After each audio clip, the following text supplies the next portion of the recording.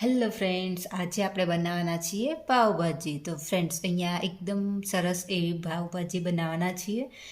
જે બહાર મળે તેવી જ અહીંયા આપણે એકદમ સરળતાથી જ પાવભાજી બનાવવાના છીએ ફ્રેન્ડ્સ. તો ચલો ફ્રેન્ડ્સ, અહીંયા આપણે પાવભાજીની રેસિપી આગળ જોઈ લઈએ.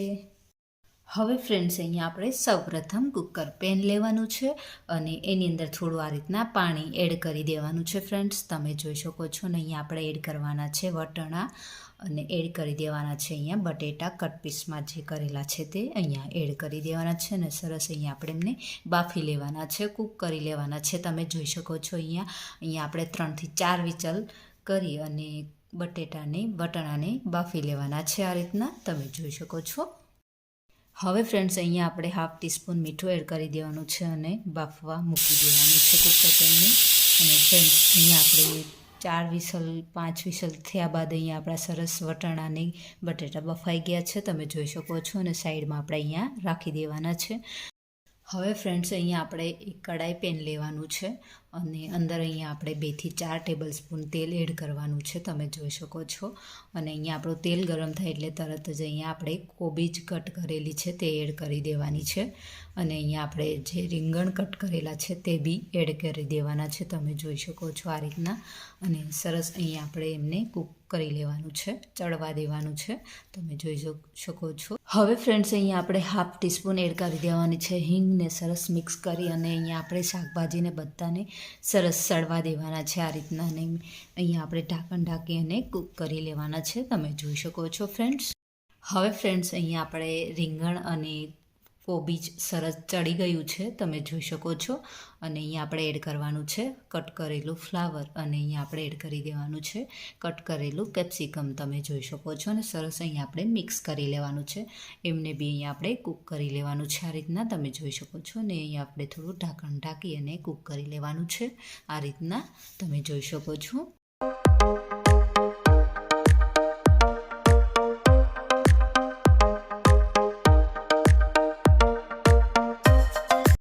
હવે ફ્રેન્ડ્સ, અહીંયા આપણે એડ કરવાનું છે 1 ટીસ્પૂન મીઠું અને 1 ટીસ્પૂન ખાંડ એડ કરી દેવાની છે અને મિક્સ કરી લેવાનું છે. હવે ફ્રેન્ડ્સ, અહીંયા સરસ મિક્સ કર્યા બાદ અહીંયા આપણે એડ કરવાનું છે ઝીણું કટ કરેલું ટમેટું અને અહીંયા આપણે સરસ મિક્સ કરી લેવાનું છે અને થોડું આ રીતના અહીંયા આપણે કૂક થવા દેવાનું છે. અને ફ્રેન્ડ્સ, અહીંયા આપણે ખમણેલું છે જે આદું અને અહીંયા આપણે બીટ તે એડ કરી દેવાનું છે. અહીંયા મેં ખમણેલું છે આદું ને બીટ એ એડ કરી દેવાનું છે તમે જોઈ શકો છો. અને સરસ અહીંયા આપણે મિક્સ કરી લેવાનું છે.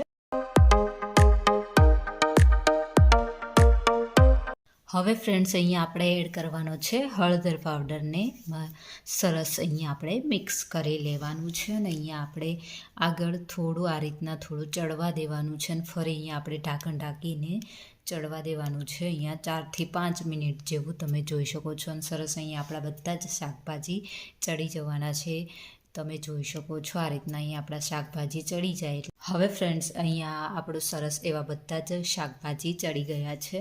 અને ફ્રેન્ડ્સ, અહીંયા આપણે એમને મેશરથી મેશ કરી લેવાના છે આ રીતના. અહીંયા આપણે હલકા હાથે સરસ અહીંયા આપણે મેશ કરી લઈશું.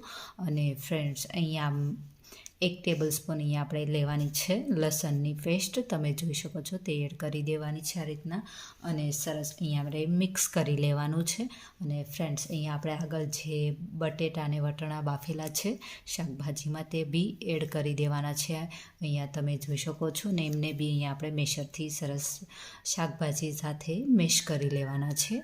અને સરસ અહીંયા આપણે બધું જ શાકભાજી કૂક કરવાનું છે, ચડવા દેવાનું છે તમે જોઈ શકો છો આ રીતના. હવે ફ્રેન્ડ્સ, અહીંયા આપણે થોડું પાણી એડ કરી દેવાનું છે અને સરસ ચડવા દેવાનું છે.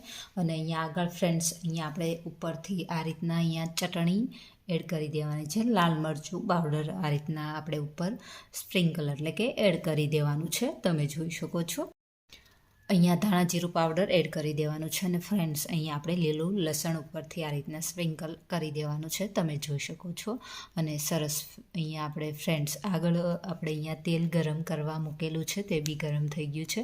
અને તેલ ગરમ થાય એટલે ફ્રેન્ડ્સ, અહીંયા આપણે હિંગ અને મરચું આ રીતના એડ કરી દેવાનું છે. અને અહીંયા મેં 3 ટીસ્પૂન મરચું પાવડર એડ કરેલો છે આ રીતના. અહીંયા આપણે વઘાર કરવાનો છે ભાજીનો તમે જોઈ શકો છો. અને ફ્રેન્ડ્સ, અહીંયા આપણે ભાજીનો વઘાર આ રીતના અહીંયા આપણે કરી લેવાનો છે. હવે ફ્રેન્ડ્સ મેં અહીંયા ગરમ મસાલો ઉપરથી હું અત્યારે એડ કરી રહી છું, પણ જો તમારે અહીંયા વઘારની સાથે બી એડ કરવો હોય તો બી કરી શકો છો.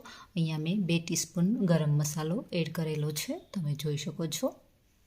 હવે ફ્રેન્ડ્સ અહીંયા આપણે સરસ મિક્સ કર્યા બાદ અહીંયા થોડું કૂક થવા દઈએ અને અહીંયા આપણે 2 ટેબલસ્પૂન ઘી એડ કરી દેવાનું છે ઉપરથી, આ રીતના તમે જોઈ શકો છો.